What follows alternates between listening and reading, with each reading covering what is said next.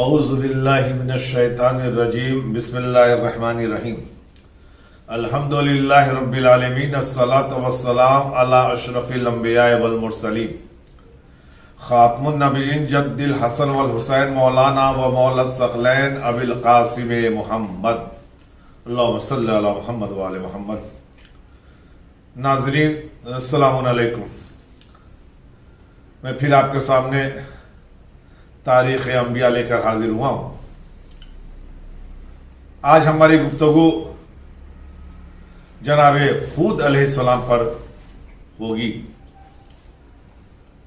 قرآن مجید میں حضرت ہود کا نام 7 مرتبہ آیا ہے اور ان کا تذکرہ 12 سوروں میں کیا گیا ہے۔ جن سوروں میں جناب ہود اور قوم ہود کا تذکرہ ہے وہ اعراف، ہود، ابراہیم، فرقان، شعراء، عنکبوت، حام، سجدہ، احقاف، ذاریات، نجم، قمر اور حاقہ ہے۔ جناب ہود علیہ السلام کے شجرہ نسب میں اختلاف پایا جاتا ہے۔ کچھ نے جناب ہود کو جناب نوح کے 5ویں پشت میں مانا ہے اور کچھ نے 8ویں پشت میں مانا ہے۔ عموماً مورخوں نے جناب ہود کو حضرت نوح کے 8ویں پشت میں قبول کیا ہے۔ ان کا شجر نسب یہ ہے: ہود بن عبداللہ بن ریاء بن حلوس بن عاد بن عوض بن ارم بن شام اور بن نوح۔ آپ کی عمر جب 40 سال کی ہوئی تو خدا نے آپ کو قوم عاد پر مبعوث کیا۔ قوم عاد جو یمن اور حضرت موت کے درمیان زندگی گزار رہے تھے، ان پر جناب ہود کو نبی بنایا گیا۔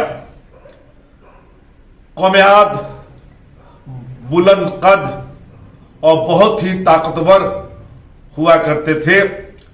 ان کا عموماً فرد بھی 100 گز لمبا ہوا کرتا تھا۔ یہ اتنے طاقت اور وزنی تھے کہ جب پتھروں پہ پیر رکھتے تھے تو زانو تک پیر پتھر میں دھس جایا کرتے تھے۔ انہیں جب مکان بنانا ہوتا تھا تو اپنے قد کے برابر پہاڑ سے پتھر نکال لیا کرتے تھے اور اس سے مکان بناتے تھے اور اس میں زندگی کیا کرتے تھے۔ یہ قوم عاد سام بن نون کی قوم ہے۔ عاد بن آس بن ارم بن سام بن نوح۔ مورخوں نے لکھا ہے کہ جب جناب ہود کو اس قوم کی طرف مبعوث کیا گیا اس وقت ان کی تعداد 50,000 تھی۔ قوم عاد متکبر تھی، بت پرست تھی اور ان کے ہاں شراب عام تھا۔ حضرت ہود نے ان کو منع کیا۔ اس قوم نے حضرت ہود کو اتنا مارا کہ تاریخ بتاتی ہے کہ جناب ہود کے ناک اور کان سے خون نکلنا جاری ہو گیا۔ لوگوں نے ان کو مردہ سمجھا اور انہیں چھوڑ کر چلے گئے تو جناب جبریل آئے اور جناب جبریل نے ان کو شفا بخشی اور انہیں آمادہ کیا کہ پھر آپ تبلیغ کے لیے نکلے۔ انہوں نے یہ کہا کہ پھر لوگ میرے ساتھ ویسا ہی عمل کریں گے تو جناب جبریل نے کہا کہ خدا نے آپ کو وہ قوت دی ہے کہ اب وہ آپ کے مقابلے میں نہیں آئیں گے۔ چنانچہ جناب ہود علیہ السلام نکلے تو دیکھا ایک مجمع ہے جہاں بت کی پوجا ہو رہی ہے۔ جناب ہود علیہ السلام نے پھر آواز دی، لا الہ الا اللہ محمد رسول اللہ، لا الہ الا اللہ۔ جیسے ہی یہ آواز قوم ہود کے سربراہ انہوں نے سنی، آواز دی کہ کیا آپ کو کل کا واقعہ یاد نہیں؟ کیا آپ پھر یہ چاہتے ہیں کہ آپ پر زد و کوب کیا جائے؟ جناب ہود نے ایک بلند آواز سے انہیں ڈانٹا، اور ڈانٹنے کا اثر یہ ہوا کہ وہ سب کے سب خاموش ہو گئے۔ جناب ہود علیہ السلام نے ان کو متوجہ کیا اور کہا دیکھو تم خدا کی عبادت کرو، جو ایکتا ہے وہی لائق عبادت ہے، اور اگر تم نے ایسا نہیں کیا تو میں خدا سے بد دعا کروں گا اور تم پر بھی اسی طرح کا عذاب نازل ہوگا جیسے کہ حضرت نوح کی قوم پر ہوا۔ تو قوم عاد نے جواب دیا کہ نوح کی قوم چونکہ بہت کمزور تھی اس لیے نوح کا ان پر چل گیا، ہم بہت طاقتور ہیں، ہم پر عذاب کا کوئی اثر نہیں ہوگا۔ جناب ہود علیہ السلام اسی طرح تبلیغ کرتے رہے، یہاں تک کہ 760 سال انہوں نے تبلیغ کی، اور آخر میں اس قوم کو بد دعا دے دی۔ مورخوں نے لکھا ہے کہ اس قوم پر 3 طرح کے عذاب نازل ہوئے۔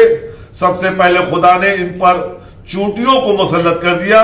چونٹیاں ان کے کان اور ناک کے ذریعہ ان کے پھیپڑوں میں داخل ہوئیں اور انہیں کھا ڈالا، اتنا کاٹا کہ یہ سب کے سب مر گئے، اور جو لوگ باقی بچے وہ ان چونٹیوں کے ڈر سے اپنے گھروں سے باہر نکل آئے۔ پھر جناب ہود علیہ السلام نے انہیں دعوت دی لیکن وہ نہ مانے اور ایمان نہ لائے۔ پھر دوسرا عذاب ان پر یہ نازل ہوا کہ ان کا باران ہونا بند ہو گیا، 3 سال یا 7 سال تک بارش نہ ہوئی، لوگ بھوک سے مرنے لگے۔ آخر میں لوگ جناب ہود علیہ السلام کے قریب آئے، توبہ کیا اور یہ کہا کہ آپ اپنے خدا سے کہیے کہ وہ ایک مرتبہ ہمیں موقع دے اور کہ ہم ایمان لے آئے۔ جناب ہود نے اللہ سے دعا کی، پروردگار انہیں ایک مرتبہ مہلت دے دے۔ چنانچہ اللہ نے جناب ہود کی دعا قبول کی اور انہیں مہلت دی، لیکن پھر بھی یہ باز نہیں آئے۔ خدا نے ہود کی دعا کے بعد بارش کیا، سارے میدان سرسبز ہو گئے، لیکن انہیں ایمان نہ لانا تھا اور نہ یہ لے آئے۔ پھر جناب ہود کے قریب آئے، انہوں نے کہا کہ ہم ایمان لے آئیں گے، لیکن ہماری ایک خواہش ہے کہ سامنے جو پتھروں کا پہاڑ ہے آپ دعا کریں اللہ اسے سرسبز کر دے۔ جناب ہود نے کہا یہ ہمارے لیے تو مشکل ہے لیکن ہمارے پروردگار کے لیے یہ کام مشکل نہیں۔ یہ کہنے کے بعد دعا کیا پروردگار اس پہاڑ کو سرسبز کر دے۔ جناب ہود کی دعا بھی تمام نہ ہونے پائی تھی کہ پورا پہاڑ سرسبز ہو گیا، لیکن انہیں نہ ایمان لانا تھا نہ ایمان لے آئے۔ اور ہم نے دیکھا تاریخ میں کئی ایسے مواقع آئے ہیں جہاں لوگوں نے فرمائشیں کی ہیں اور انبیاء نے ان کی فرمائشوں کو پورا کیا ہے، پھر بھی یہ ایمان نہیں لائے۔ جیسے کہ پیغمبر اسلام کے سامنے لوگوں نے آ کے یہی کہا تھا کہ آپ درخت کو حکم دیجئے، وہ اگر آپ کے پاس آ جاتا ہے تو ہم ایمان لے آئیں گے۔ پیغمبر اسلام نے اشارہ کیا تھا، درخت آ گیا، آ کے سلام کیا، پھر کہا واپس چلے جاؤ، درخت واپس چلا گیا۔ اب انہوں نے کہا اچھا آپ ایک کام کریں، آدھے درخت کو بلائے آدھا وہی رہے۔ پیغمبر اسلام نے وہ بھی عمل کیا، آدھا درخت آیا، اس نے آ کے نبی کو سلام کیا، پھر واپس چلا گیا، لیکن انہیں نہ ایمان لانا تھا نہ یہ ایمان لے آئے۔ جب یہ ایمان نہ لائے تو اب پیغمبر اسلام جو کہ اس دور میں ہود علیہ السلام تھے، ان کو یہ حکم ہوا کہ اپنی قوم کو کہہ دو کہ اب وہ عذاب الہی آنے والا ہے جس سے کوئی نجات نہ پائے گا۔ اور تیسرا عذاب ان پر یہ نازل ہوا کہ قوم عاد کو قوم احقاف بھی کہتے ہیں۔ احقاف کا مطلب ہے ریت اور بارود، ریت اور بالو کے درمیان ٹیلا۔ چنانچہ اللہ نے سب سے پہلے یہ کیا کہ یہ جہاں رہتے تھے اس کے چاروں طرف بالوؤں کا ایک پہاڑ اکٹھا کر دیا۔ یہ ہر روز پہاڑ کو برابر کرتے تھے، خدا پھر پہاڑ جیسا بنا دیتا تھا، یعنی ان کو پہاڑوں کے درمیان محصور کر دیا کہ یہ فرار نہ ہو سکے۔ اس کے بعد اللہ نے ایک ابر بھیجا، ابر کے ٹکے پر جیسے ہی ان کی نگاہ پڑی یہ چلا اٹھے، لوگوں آؤ بارش ہونے والی ہے، لیکن اسی جگہ ایک بڑھیا رہتی تھی، اس نے جیسے ہی لگ کے ابر کو دیکھا آواز دی یہ باران کا بادل نہیں ہے، یہ عذاب الہی ہے۔ چنانچہ روایت کہتی ہے کہ اسی ابر سے انگشتر کے برابر ایک سوراخ ہوا اور اس سے ایک تیز آندھی چلی جسے باد سرسر کے نام سے جانا جایا کرتا ہے۔ یہ اتنی تیز آندھی تھی، یہ اتنی تیز آندھی تھی کہ پتھروں کو توڑ دیا کرتی تھی، درختوں کو اکھاڑ کے دور پھینک دیا کرتی تھی۔ یہ آندھی بالو کے ریت کو اٹھاتے ہوئے اس قوم پر عذاب بن کے نازل ہوا، اور روایت کہتی ہے کہ قوم عاد کو زمین و آسمان کے درمیان اٹھاتے تھی ہوا اور پھر پٹک دیتی تھی، جس کا نتیجہ یہ ہوتا تھا کہ وہ ریزے ریزے میں تبدیل ہو جاتی تھی۔ جب یہ عذاب الہی آیا تو حکم پروردگار ہوا ہود اپنے ساتھیوں کے ساتھ نکل جاؤ۔ ہود کے ساتھ 4000 اصحاب تھے، ہود اپنے 4000 ساتھیوں کے ساتھ نکل گئے اور ہود نے ایک دائرہ کھینچ دیا اور اپنے ساتھیوں سے کہا اس دائرے سے باہر نہ جانا، اگر تم باہر جاؤ گے تو ہلاک ہو جاؤ گے۔ جناب ہود علیہ السلام تبلیغ تو کرتے رہے، لیکن ان کی خود ایک زوجہ تھی جو ان کے لیے اذیت کا باعث تھی۔ روایت میں ہے کہ ایک ملک سے کچھ لوگ جناب ہود کے پاس آئے اس لیے کہ دعا کرائیں کہ ان کے ملک میں بارش ہو۔ جب یہ خانے ہود کے قریب پہنچے، دق الباب کیا تو ایک عورت باہر نکلی۔ انہوں نے ہود کو پوچھا، کہا ہود تو گھر پہ نہیں ہے لیکن آپ کیوں آئے ہیں؟ انہوں نے آنے کا سبب بیان کیا تو اس عورت نے مسخرہ کرتے ہوئے کہا اگر ان کے پاس یہ صلاحیت ہوتی تو پہلے وہ اپنی کھیتیوں کو بچا لیتے۔ یہ لوگ چلے، راستے میں جناب ہود سے ملاقات ہوئی، انہوں نے اپنی تمنا ظاہر کی، جناب ہود نے دعا کی اور دعا کرنے کے بعد ان کو مخاطب کرے کہا آپ لوگ واپس جائیں، خدا نے دعا قبول کر لی ہے، انشاءاللہ اب بارش ہوگی۔ یہ جب پلٹنے لگے تو انہوں نے وہ واقعہ بیان کر دیا جو ان کے گھر پہ یہ گئے تھے تو رونما ہوا تھا۔ جناب ہود نے کہا وہ میری زوجہ ہے، اور اللہ نے ہر مومن کے اوپر ایک ایسے کو مسلط کر دیا ہے، ایک ایسے کو پیدا کر دیا ہے جو اسے اذیت دیتی یا دیتا رہے۔ وہ میری زوجہ میرے لیے باعث اذیت ہے اور وہ مجھے اذیت دیتی ہے، لیکن اس کے باوجود میں اس کے طول عمر کے لیے دعا کرتا ہوں، عمر طول کے لیے دعا کرتا ہوں۔ تو ان لوگوں نے پوچھا آپ ان کے لیے عمر کی سفارش کیوں کرتے ہیں؟ کہا میں اس لیے کرتا ہوں کہ میں بھی چاہتا ہوں کہ میری دشمن میرے قبضے میں ہی رہے۔ عزیزان گرامی، جناب نوح علیہ السلام کے متعلق یہ ملتا ہے کہ آپ نے 760 سال تک تبلیغ کیا، لیکن آپ کس عمر میں اس دنیا سے گئے یہ ہود علیہ السلام کے متعلق نہیں ملتا ہے۔ جناب ہود علیہ السلام روایت کرتی ہے، جناب ہود علیہ السلام عذاب کے بعد مکے چلے گئے اور مکے میں ہی انہوں نے زندگی گزارنا شروع کیا۔ آپ کے 2 فرزند تھے، ایک کا نام فالق اور ایک کا نام قحطان تھا۔ ہود نے وقت مرگ فالق کو اپنا جانشین بنایا اور جناب فالق تبلیغ کرتے رہے یہاں تک کہ انہوں نے شادی کی اور ان سے ارغو کی ولادت ہوئی۔ جب یہ دنیا سے جانے لگے تو انہوں نے ارغو کو اپنا خلیفہ بنایا۔ ارغو نے بھی تبلیغ رسالت کی، 230 سال تک انہوں نے تبلیغ کی، اور جب ان کا وقت وفات آیا تو انہوں نے سارخ کو اپنا جانشین بنایا۔ سارخ بھی تبلیغ کرتے رہے یہاں تک کہ جب ان کے وقت مرگ قریب آیا تو انہوں نے اپنے بیٹے ناہور کو اپنا جانشین بنایا۔ ناہور تبلیغ کرتے رہے۔ اللہ نے ناہور کو 3 فرزند عطا کیے، تارخ، آزر اور حامان۔